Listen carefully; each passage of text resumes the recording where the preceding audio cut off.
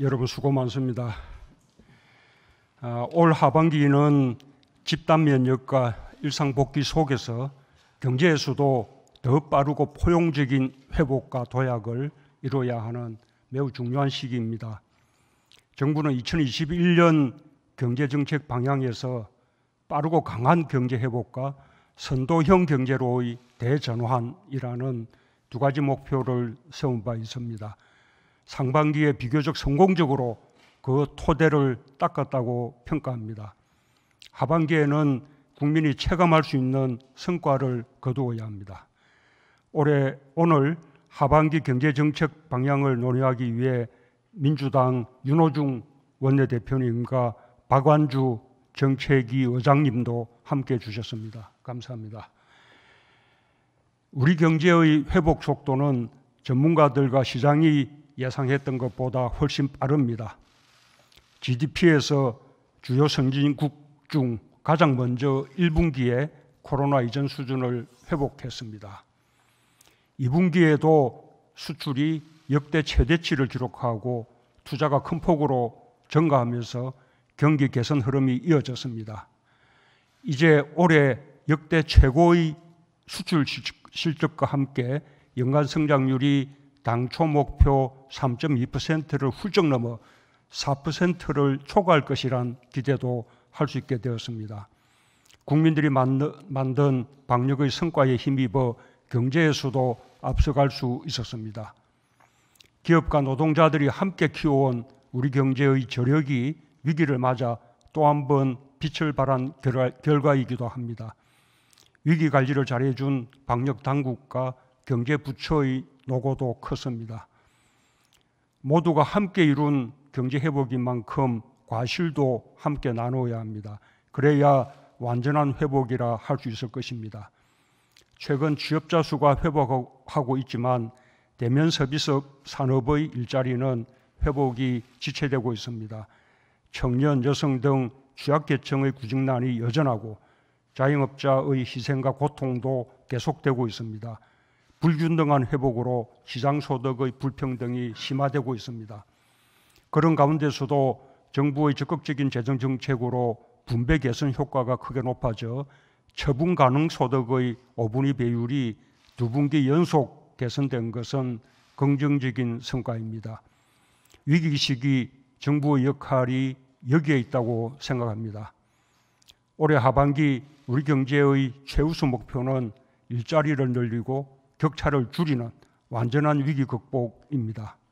정부 역량을 총동원해서 11년 만에 4% 이상의 성장률을 달성하고 지난해의 고용 감소폭을 뛰어넘는 일자리 반등을 이룰 것입니다. 경기가 개선되면서 재정 여력도 확대되었습니다. 30조 원을 넘을 것으로 예상되는 초과 세수를 경제 활력을 더 높이고 어려운 국민의 삶을 뒷받침하는 데 활용할 수 있도록 2차 추경을 신속하게 추진해 주기 바랍니다. 큰 폭의 초과 세수야말로 확장 재정의 선순환 효과이자 경기 회복의 확실한 징표라고 할 수 있습니다. 추경뿐 아니라 세제, 금융, 제도 개선까지 다양한 정책 수단을 함께 강구해 주기 바랍니다. 특히 고용 창출 효과가 큰 내수와 서비스 산업을 확실히 되살려야 할 것입니다. 방역과 접종 상황을 살피면서 소비 쿠폰, 코리아 세일 페스타 같은 이미 계획된 방안들과 함께 추경을 통한 전방위적인 내수 보강 대책을 추진해 주기 바랍니다. 위축된 가계 소비 여력을 돕기 위해 서민과 중산층을 지원하고 과감한 소비 진작 방안을 시행할 필요가 있습니다.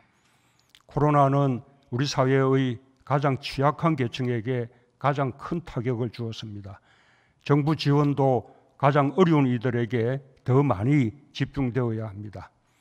일자리의 위기를 건널 수 있도록 기업이 일자리를 늘릴 수 있을 때까지 공공부문이 나서서 취약계층을 위한 일자리를 더 많이 만들어야 합니다. 영업이 제한된 자영업자들의 피해를 지원하고 문화예술, 관광 분야에도 특별한 지원이 있어야 할 것입니다. 코로나 위기 속에서 청년들은 사회생활의 시작부터 어려움을 겪어야 했습니다. 청년층의 어려움은 곧 부모 세대의 어려움이며 사회 전체의 아픔이기도 합니다. 일자리와 주거를 촘촘하게 지원해서 청년을 위한 희망 사다리가 되어야 하겠습니다. 특히 소프트웨어와 인공지능 같이 기업에게 필요하고 청년층이 선호하는 질 좋은 일자리를 최대한 많이 만들어내는데 역점을 두기 바랍니다.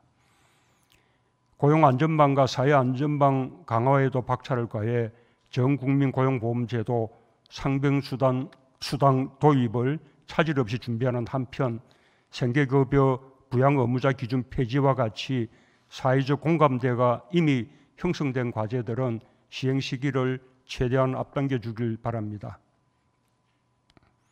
지금 세계 각국은 코로나 이후 대재건의 길을 모색하고 있습니다.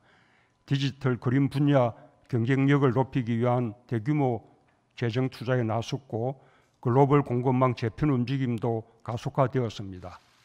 한국판 뉴딜이 포스트 코로나 시대를 앞서가는 옳은 방향이 이미 확인되었습니다.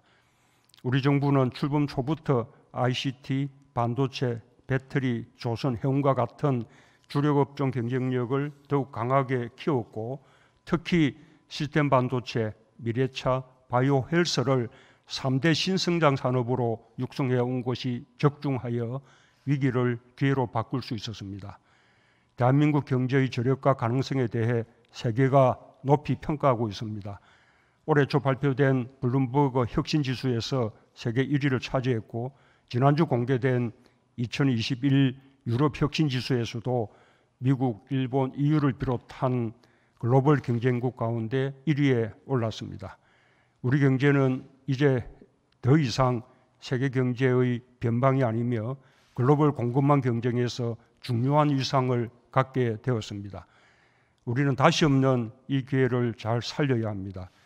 위기 극복을 넘어 포스트 코로나 시대를 앞서가는 선도형 경제로 도약하는 기회로 삼아야 할 것입니다.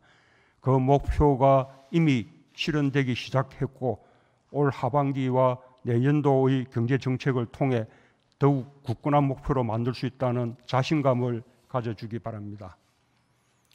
코로나 위기 속에서 우리 경제는 지금까지 정말 잘해왔습니다. 위기를 넘어 더 강한 경제를 만들 수 있다는 희망과 자신감도 커졌습니다. 위기와 불균등 회복 속에서 더 심화되기 쉬운 불평등의 확대를 막는 포용적인 회복과 도약을 반드시 이루어주기 바랍니다. 또한 디지털 경제와 저탄소 경제로의 대전환 과정에서도 기업의 사업 재편과 노동자들의 원활한 일자리 이동을 적극 지원함으로써 낙오자를 만들지 않는 공정한 전환을 이루어야 할 것입니다. 지금이야말로 능력과 경쟁이라는 시장지상주의의 논리를 경계하고 상생과 포용의 정책에 중점을 둘 때입니다. 위기의 시대에 커지기 쉬운 시장의 불평등과 불공정을 바로잡는 것이 이 시기 가장 중요한 정부의 역할이라고 믿습니다. 오늘 함께 마련하는 2021년 하반기 경제정책 방향을 통해 완전한 경제 회복과 선도국가 대도약의 희망과 자신감이 현실로 다가오길 바랍니다. 감사합니다.